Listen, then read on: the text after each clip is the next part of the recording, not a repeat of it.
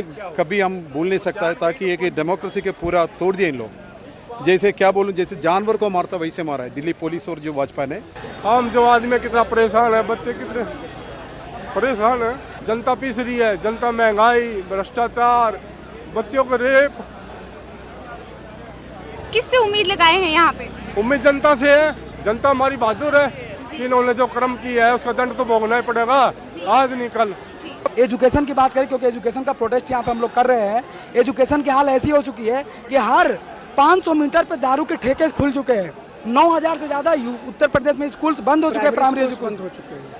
और ये लोग एजुकेशन की बात करते हैं, ये कहते हैं, आप सोचिए 140 करोड़ पॉपुलेशन में 2.6% एजुकेशन के लिए खर्च होता है बजट का, और ये कह रहे हैं कि 2047 तक हम विश्व गुरु बन जाएंगे। कल का जो एक्टिविटी आपने देखा यहाँ पे, हम लोग कल थे, ये मार के पूरा हम चल नहीं पा रहे, ये देखिए मार के क्या हाल। ये आशीर्वाद है पुलिस वालों का, और हमें गर्व महसूस हो रहा है कि आशीर्वाद हमें मिला, और मैं चाहता हूँ कि पूरे देश के युवा यहाँ आए और ये आशीर्वाद ले, तभी हमें जो संघर्ष है ये शिक्षा व्यवस्था के खिलाफ हमें जीत मिलेगी।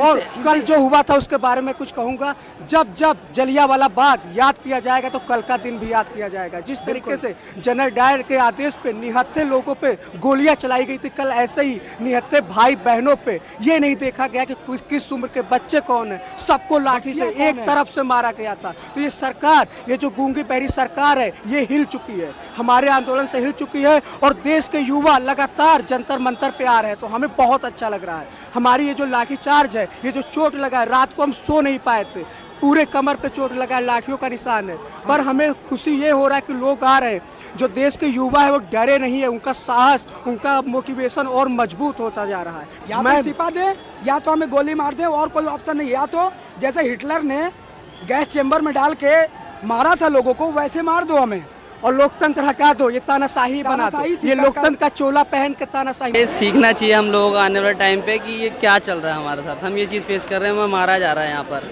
हमारी इसमें गलती क्या, हम तो अपने हक की लड़ाई लड़ रहे हैं ना, लेकिन ये लोग समझ नहीं रहे।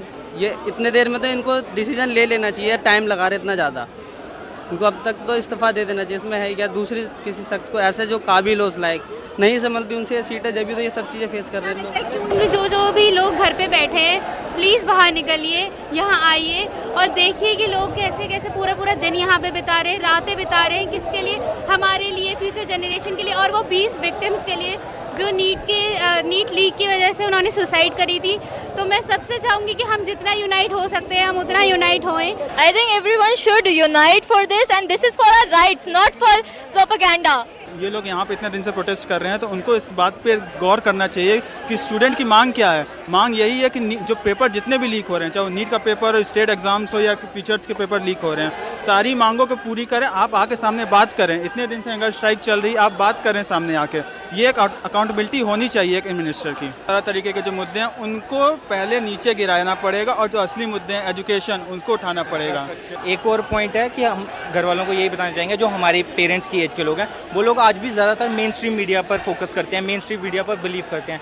तो उनसे बस एक ही पॉइंट रखना चाहूँगा कि मेन स्ट्रीम मीडिया पर इतना अंधा विश्वास मत कीजिए। एटलीस्ट आपके जो बच्चे घर में आपको बता रहे हैं सोशल मीडिया पे, थोड़ा सा उसको देखिए। अगर उसके बाद भी आपको लगता है कि ये प्रोटेस्ट बच्चों की तरफ से वायलेंट था, फिर सोचिएगा। किसी की खुद बिलोंग करता हूँ जम्मू एंड कश्मीर से, तो मेरे घर वाले तो मैंने जैसे कल बोला था कि कल आएंगे, तो घर वालों को तो चिंता होती है कि लाठी मारेंगे, डिटेन कर लेंगे। यहाँ पे हमारे पेरेंट्स तो देखने के लिए नहीं है हम लोगों को, हम लोग आपस में आज भी हम लोग खुद से ही आए हैं, तो वो तो चिंता होती है। बट हम इतने अवेयर, तो आज के टाइम पे अगर हम लोग ही ग्राउंड पे नहीं आएंगे और हम लोग किसी की बात से, सोशल मीडिया भी एक जरिया है, जितने लोग सोशल मीडिया से कर सकते हैं सोशल मीडिया से करें। जो लोग ग्राउंड पे आ सकते हैं ग्राउंड पे आइए, और जो लोग नहीं आ सकते एटलीस्ट कम से कम इन बच्चों को डिमीन मत कीजिए। मैं कहता हूँ ये सरकार छोड़ बैठी है, कोई सुनवाई नहीं करती है जी, इसे मोदी जी को इस्तीफा दे देना चाहिए। अब जो भी एग्ज़ाम्स होते हैं उनको पहले 4 साल का 5 साल का गैपिंग हो जाता है, ओके, फिर अभी आएगी, फिर पोस्टपोन हो जाएगा, फिर डेट आएगी, फिर पोस्टपोन हो जाएगा। और जब एग्ज़ाम होता भी है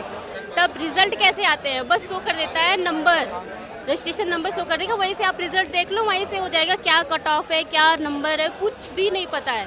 5 साल बाद एग्ज़ाम हुआ हमारा टीजीटी पीजीटी का, रिज़ल्ट कैसे आता है, बस ऐसे शो हो जाता है रिज़ल्ट आ गया। और मेरा मैथमेटिक्स है, LT ग्रेड का एग्ज़ाम हुआ था मैथमेटिक्स का, जिसने भी ये पेपर बनाया है 125 मिनट में अगर वो मैथ्स का क्वेश्चन कर दे तब मैं जानूँ। बच्चों ने अगर प्रोटेस्ट कर दिया तो उनको कैसे मारना है, पर ये नहीं देखती सरकार कि बच्चे इतनी मेहनत करते साल भर, फिर उनका रिजल्ट ऐसा आता है, पेपर लीक हो जाता है, फिर वो सुसाइड कर लेते हैं। उनको ये सोचना चाहिए कि उनके घर में कई बार ऐसा होता है कि बच्चे उनके इकलौते हो, अगर वो उनको ही खो देते हैं और सरकार इसके पीछे कुछ नहीं कर रही है। अभी भी इतने सारे लोग आप देख रहे हो कितने दिनों से प्रोटेस्ट कर रहे हैं, कल कितना बड़ा हंगामा हुआ, उसके बाद भी सरकार छुप कर बैठी, कुछ भी उन्होंने ऐसा रिस्पॉन्स अपना नहीं दिखाया है। तो मैं तो ये कहूँगी जो गांधी जी के 3 बंदर हो गए ना, तो वो एक व्यक्ति के अंदर वो सारा स्वभाव आ गया है। कहना चाहेंगे, हमने भी बीजेपी को बहुत सपोर्ट किया था, मगर इस सरकार ऐसा माहौल देख के जब शिक्षा ही नहीं बचेगा तो देश किस बात पे चलेगा। तो पहले तो शिक्षा है, और सबसे ज़्यादा ये जातिवाद करने वाली सरकार मैंने ये देखी है कि हिंदू है ये मुस्लिम है, ये हमारे मुस्लिम भाई खड़े हैं, हमारे सहयोग में खड़े हैं, मेहनत भी कर रहे हैं दिन रात की, हमें खाना भी खिला रहे हैं। तो ये हमारे आतंकवादी हैं, दुश्मन है, ये हमारे भाई हैं। आप लोग बताइए सर, ये हमारे भाई हैं, हम सब हिंदुस्तानी हैं, कोई हिंदू नहीं कोई मुस्लिम नहीं, हम भाई हैं, हम बाबा साहब के संविधान पे चलने वाले लोग हैं। मगर जब उन्होंने बाबा साहब को कुछ नहीं समझा तो हम लोग तो हैं ही क्या उनके आगे, कीड़े मकोड़े हैं हम लोग। कल हमारे दोस्त को इतना मारा आईसीयू में भर्ती है अभी तक, यहाँ से हाथ का पूरा फाड़ दिया, किसी का सिर फोड़ा, बच्चों ने माफ़ी तक मांगी, फिर भी किसी की सुनवाई नहीं हुई। बच्चों को ऐसे मारा जा रहा था वहाँ पे जैसा हम आतंकवादी हैं, लड़कियों के कपड़े फाड़े जा रहे थे, गालियाँ दी जा रही थी, गालियाँ बड़ी अपशब्द गालियाँ दे, 18 साल की बेटियों के कपड़े फाड़े जाते। वैसे कहते हैं बेटी बचाओ बेटी पढ़ाओ, कहाँ से बेटी बचेगी और कहाँ से बेटी बचेगी। अभी रेपिस्टों का दिन आने वाला है, ये रेपिस्टों को तो देते हैं कम सजा, और जो हिंदुस्तान के लिए लड़ता, अपने समाज के लिए लड़ता, उसको गोली मार देते हैं। हमारे एक भाई था भरत तिवारी बिहार से, उन्होंने अपने समाज के लिए लड़े, अपने भाइयों के लिए लड़े, उनको क्या मिला बाद में? एनकाउंटर। उनको बता दिया देशद्रोही है, वो तो सरेंडर कर दिया। उसके बाद भी हमारा हक नहीं बचा लड़ने का। हम तुम इस वक्त कीड़े मकोड़े हैं उनकी नज़रों में, वो तो अभी भी अपनी गद्दी गर्म कर रहे हैं, हम लोग पागल हैं। बच्चों के भविष्य की बात है, जैसे हम तो सेटल हो गए अपनी लाइफ में, लेकिन एजुकेशन ऐसा मुद्दा है, ऐसा सब्जेक्ट है जिस पे अगर आज बात नहीं होगी तो इनका फ्यूचर तो आने वाला टाइम में बहुत ख़राब होने वाला है, हमें बहुत डार्क दिख रहा है। तो ये हम इसको लेके आए हैं दिखाने के लिए कि ये जो बच्चे आज लड़ाई लड़ रहे हैं ना, ये आपके लिए लड़ाई लड़ रहे हैं, आपके फ्यूचर के लिए लड़ाई लड़ रहे हैं। ये बच्चे भी 2, 4, 5 साल में कहीं ना कहीं सेट हो जाएंगे, कहीं ना कहीं किसी जॉब को ज्वाइन कर लेंगे। लेकिन अगर आज हमने व्यवस्था को नहीं बदला तो आने वाले टाइम में फिर ये इनका फ्यूचर बहुत डार्क होने वाला है। गवर्नमेंट का कोई रिस्पॉन्स ही नहीं है मैम। गवर्नमेंट का क्या रिस्पॉन्स है? गवर्नमेंट ये करीब 1 महीने से यहाँ शांतिपूर्ण तरीके से बैठे हुए थे। उसके बाद एक मार्च में क्या होता, अगर गवर्नमेंट बीजेपी के पास तो इतना सुनहरा मौका था पूरे यूथ को अपने साथ कनेक्ट करने का। बीजेपी चाहती तो सारे यूथ उसके साथ में जा सकता था। मोदी जी को कुछ नहीं करना था, एक गुडविल जेस्चर दिखाते, मीटिंग के लिए बुलाते, आप बात करते। जब ये पीसफुल मार्च की बात कर रहे थे तो आप 10-20 लोगों का डेलीगेशन बुला लेते, लोग वहाँ मार्च करते, एक जगह इकट्ठे होते, आप जाने देते, थोड़ा पहले रोक देते कि भाई यहाँ तक रुक जाओ, 20 लोगों का डेलीगेशन बुला लेते हैं, वो डेलीगेशन बात कर लेता, एटलीस्ट एक सिंबॉलिक जो ये रिप्रेजेंटेशन करना चाहते थे वो पूरा हो जाता।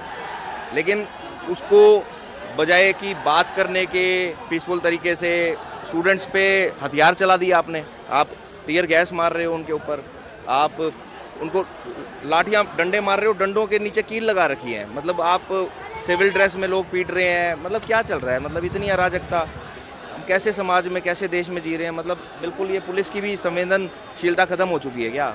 शर्म आती है मतलब ये देख के कि आज क्या हो रहा है देश में। बस मैं तो यही कहना चाहती हूँ, जितने ये पुलिस वालों ने कल डंडे बरसाए हैं ना, इनके भी तो बच्चे होंगे, इन्हीं के बच्चे हैं ये सारे, आगे जाके ये भी यही बनेंगे। मतलब ये अपने देश के युवा को क्या सिखा रहे हैं कि डंडों से पीटना है, आगे इन बच्चों को आगे डंडे खाने हैं, ये जो बच्चे खड़े हैं ये डंडे मारेंगे। मतलब ये चीज़ें हैं, माताएं हैं, इनकी भी वाइफ होंगी, इनकी माएँ होंगी जो ये निकल के आए हैं।